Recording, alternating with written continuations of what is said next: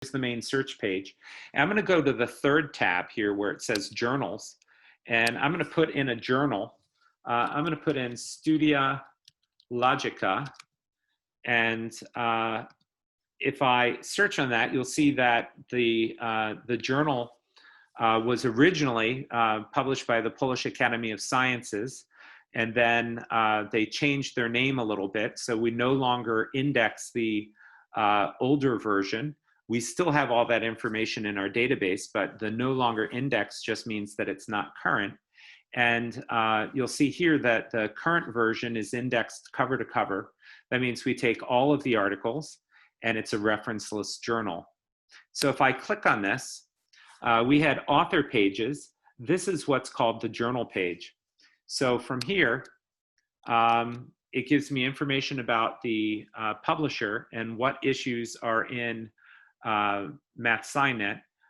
We have the most recent issue is the third issue from 2020. I could list all of the issues. If I click over here by the website, it doesn't take me to a generic Springer.com, but it is published by Springer and it would take me to the journals page. I would be leaving MathSciNet, so I'm not going to do that right now. If I scroll down, I get some other information. So this tells me right here, since it says reference list, it actually tells me how long it's been a reference list journal. So since 2000, we have 2,285 publications from this journal in our database. We have additional information. I can go to the earliest issue, the most recent issue. Here's the math citation quotient information for this journal broken down by year. I can look at citations made over time as well as self-citations if I was concerned about that.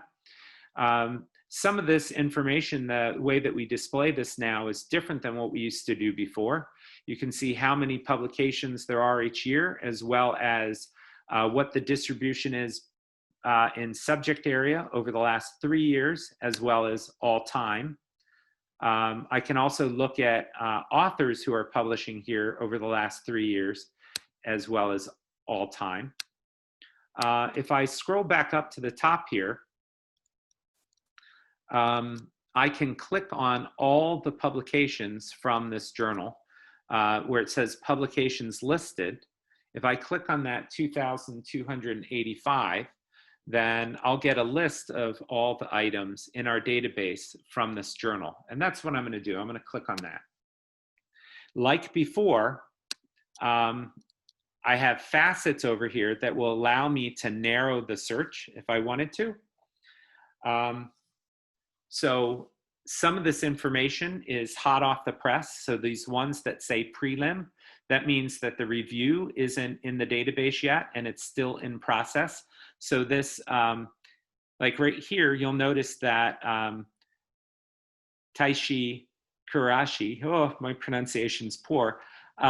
This is not a link. So we haven't done the author work yet and verified what author in the database this is yet, because this article was just included into the database and our author work is a little bit behind on it. Actually, this guy right here is one of our editors, Andres Caicedo. This data was just added because when I had this prepared for last week, this data didn't come up on this page. So what I'm going to do is actually search within these results for one of your colleagues, Gilda Ferreira. You'll see here that some of her papers have appeared in Studio Logica. I'm going to click on this paper right here, the one from 2019. Because this one has been reviewed and the other one up above here that's newer is still in that preliminary status. So I'm going to click on her most recent publication that we have the information, complete information for in this journal. If I do that, you'll see the review. Here's the paper. It's been cited once so far.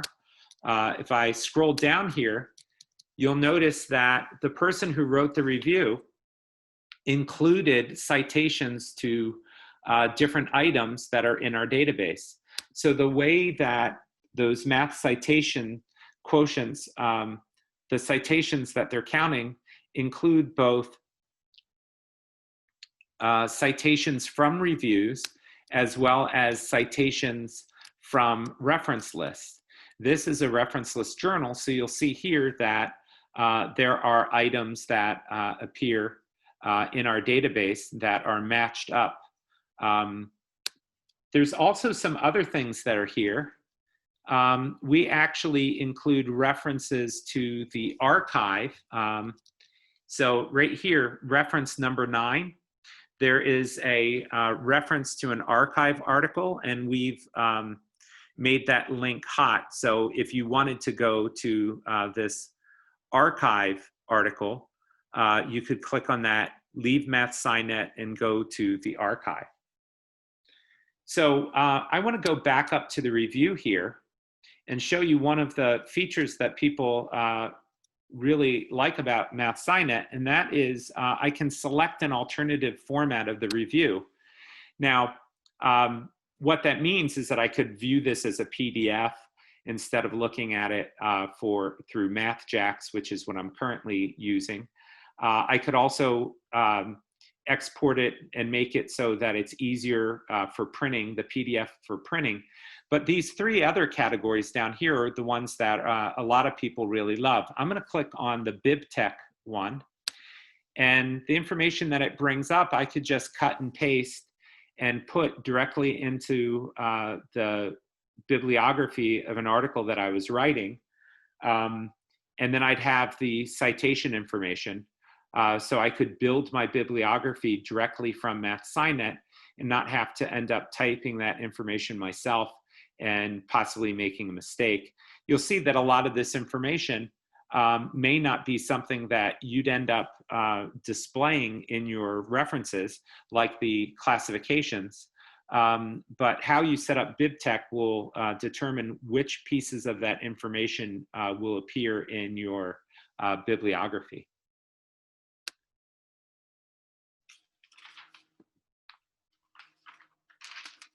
All right, so we've seen how we can hop along through some citations, and we just saw that journal page, which was pretty useful. I'm going to go back to the journal page. Poking around on the journal page might help you determine whether or not you think this would be a good fit for your journal, for your article, if you're writing an article. You could go back to the list of all publications and put in some keywords and find out if the things that you're writing on would fit well for this journal.